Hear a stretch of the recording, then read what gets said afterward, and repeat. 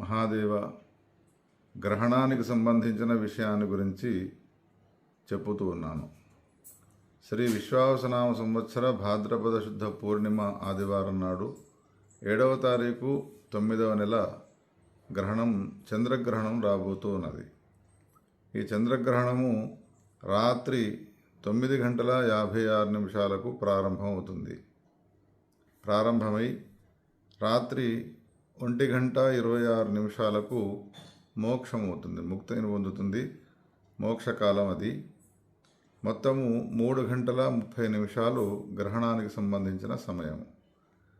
ఈ గ్రహణాన్ని దృష్టిలో ఉంచుకొని మధ్యాహ్నం 1 గంట లోపు భోజనాలను ముగించుకోవాలి. 1 గంట నుండి గ్రహణానికి సంబంధించిన వేద ప్రారంభం అవుతుంది. దేవాలయాలన్నింటినీ కూడా మధ్యాహ్న పూజ సమాప్తి చేసి మహానివేదనలు చేసి ఆలయాలను మూసివేయాలి. ఎవరైతే బాల వృద్ధులు ఉన్నారో, గర్భిణీ స్త్రీలు ఉన్నారో వాళ్ళు 4 గంటల వరకు కూడా భోజనం చేయవచ్చును. వాళ్లకు ఇదొక అవకాశము. గర్భిణీ స్త్రీలైన వాళ్ళు ఎవరైతే ఉన్నారో వాళ్ళు రాత్రిపూట 9:30 నుండి 1:30 గంటల వరకు కదలకుండా పడుకోవాలి. గ్రహణ వేదను పాటించాలి. వాళ్లకు క్షేమం జరుగుతుంది.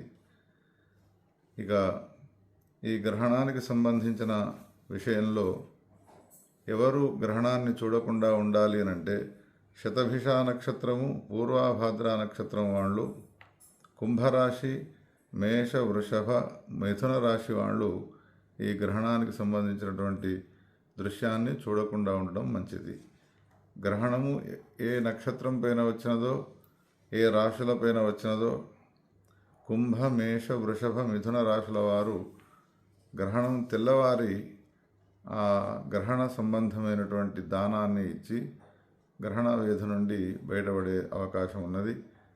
వచ్చినటువంటి గ్రహణం 3:30 గంటలు వస్తున్నది కాబట్టి అందరూ ఎవరికి గురు మంత్రోపదేశమై ఉన్నదో ఆ మంత్రాన్ని అనుష్ఠానం చేస్తూ మంత్రానికి మాలిన్యతను తొలగించుకునే ప్రయత్నం చేసి శ్రేయస్సును పొందుదురుగాక.